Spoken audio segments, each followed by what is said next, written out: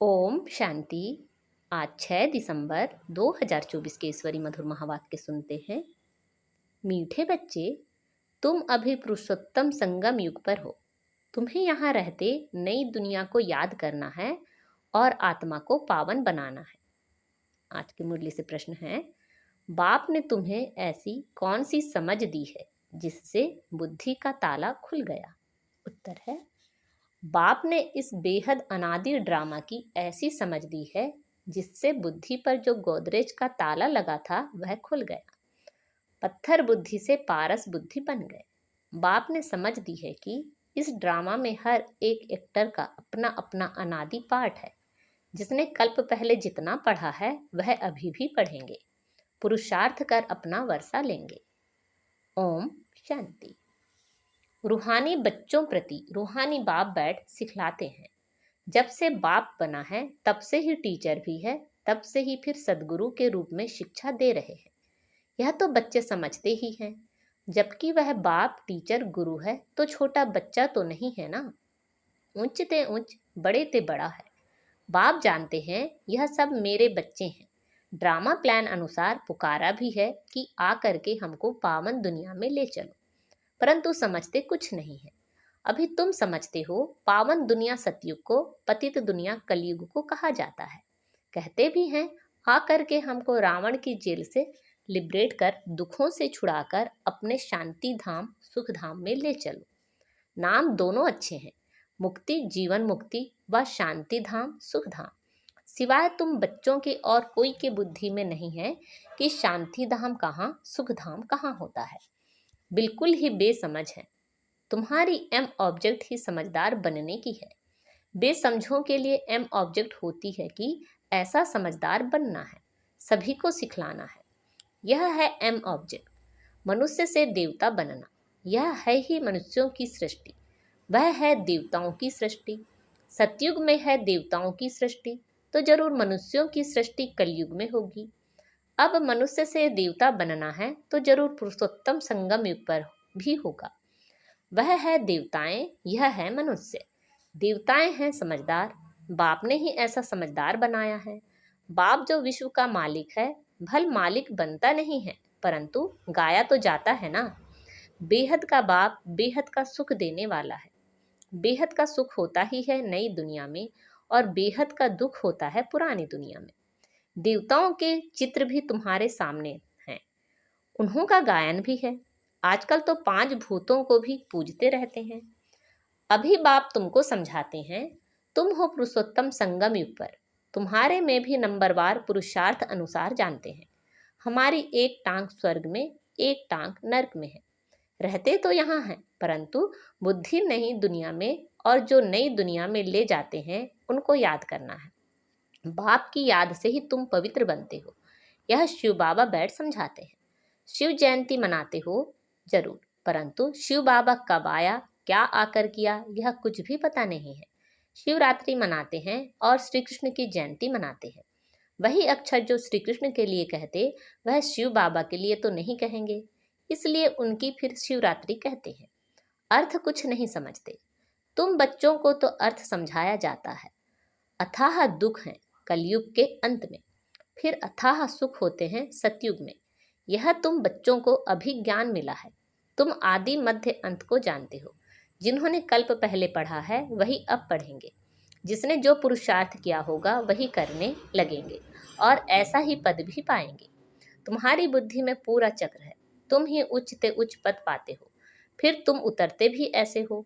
बाप ने समझाया है, यह जो भी मनुष्यों की आत्माएं हैं, माला है ना, सब नंबरवार आती हैं। हर एक एक्टर को अपना अपना पार्ट मिला हुआ है।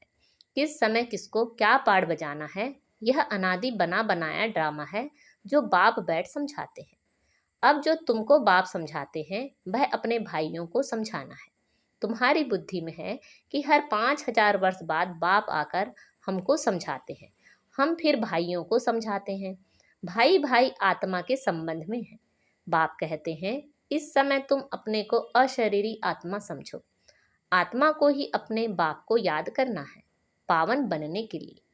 आत्मा पवित्र बनती है तो फिर शरीर भी पवित्र मिलता है। आत्मा अपवित्र तो जेवर भी अपवित्र। नंबरवार तो होते ही हैं। फीचर्स एक्टिविटी एक ना मिले दूसरे से। नंबरवार सब अपना अपना पार्ट बजाते हैं। फर्क नहीं पड़ सकता। नाटक में वही सीन देखेंगे जो कल देखी होगी, वही रिपीट होगा ना। यह फिर बेहद का और कल का ड्रामा है। कल तुमको समझाया था, तुमने राजाई ली, फिर राजाई गंवाई। आज फिर समझ रहे हो राजाई पाने के लिए।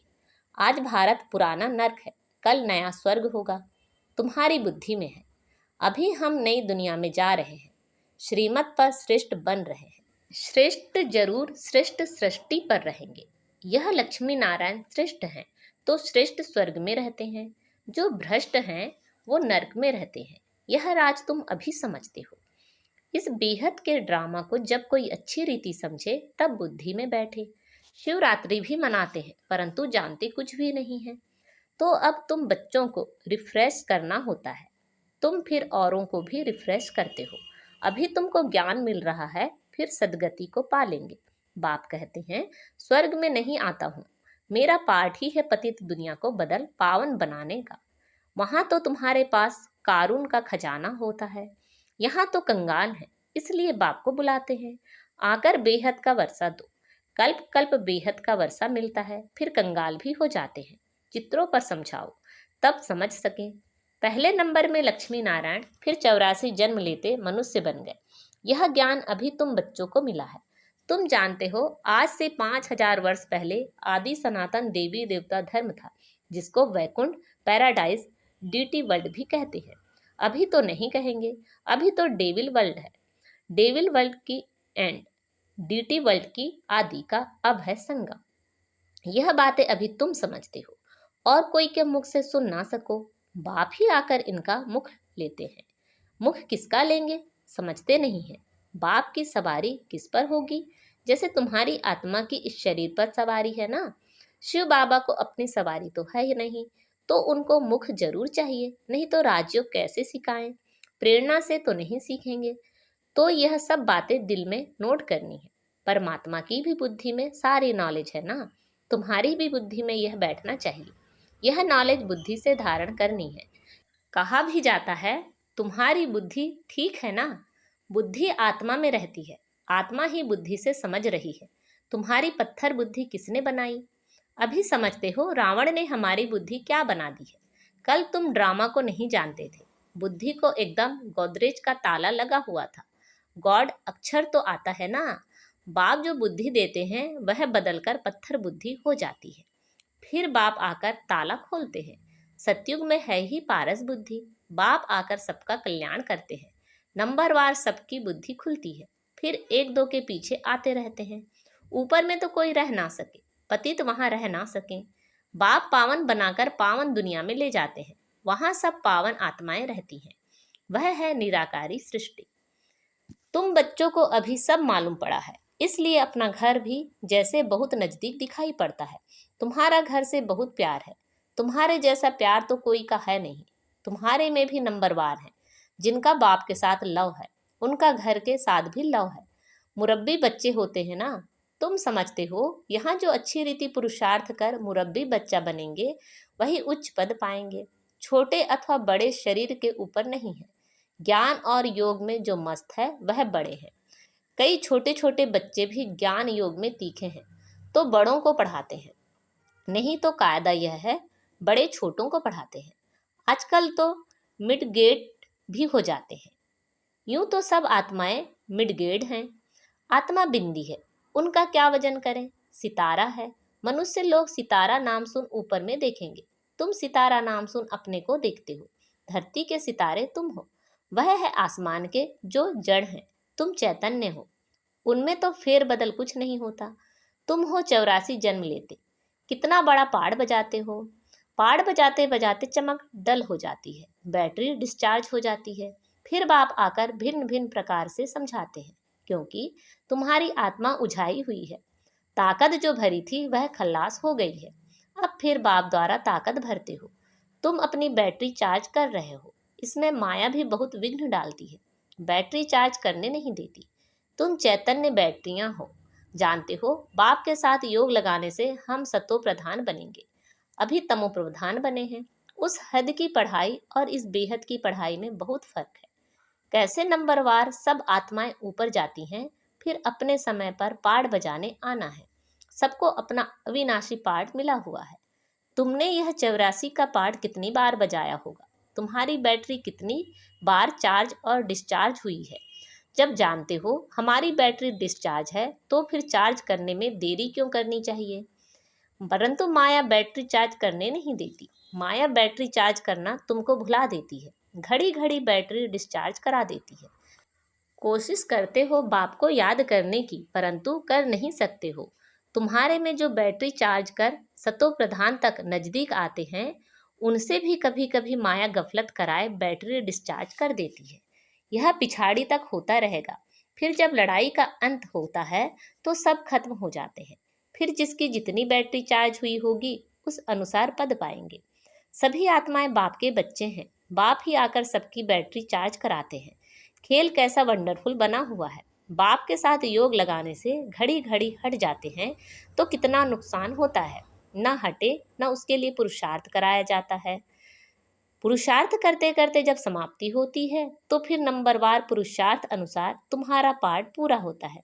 जैसे कल्प कल्प होता है, आत्माओं की माला बनती रहती है। तुम बच्चे जानते हो रुद्राक्ष की माला है, विष्णु की भी माला है। पहले नंबर में तो उनकी माला रखेंगे ना। बाप दैवी दुनिया रचते हैं। जैसे रुद्र माला है वैसे रुंड माला है। ब्राह्मणों की माला अभी नहीं बन सकेगी, बदली सदली होती रहेगी।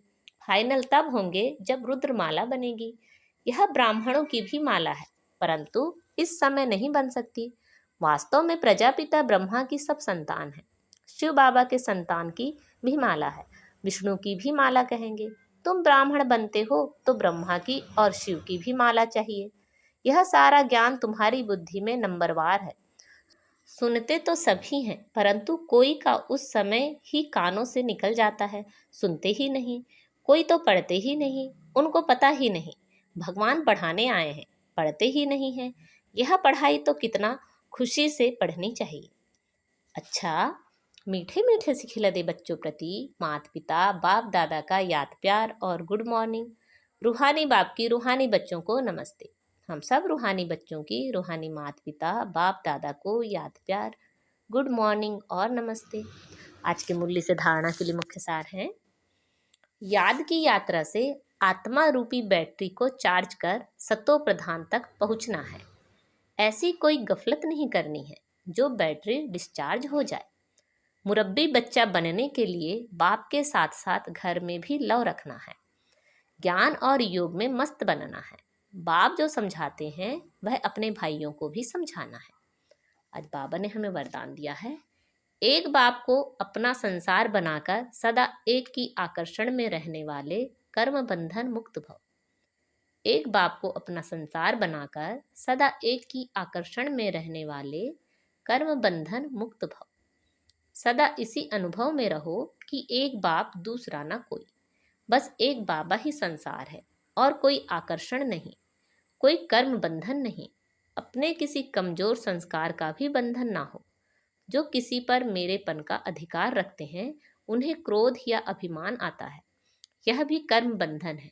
लेकिन जब बाबा ही मेरा संसार है, यह स्मृति रहती है तो सब मेरा मेरा एक मेरे बाबा में समा जाता है और कर्म बंधनों से सहज ही मुक्त हो जाते हैं। आज का स्लोगन है, महान आत्मा वह है जिसकी दृष्टि और वृत्ति बेहद की है। महान आत्मा वह है जिसकी दृष्टि और वृत्ति बेहद की है। अच्छा, ओम शांति।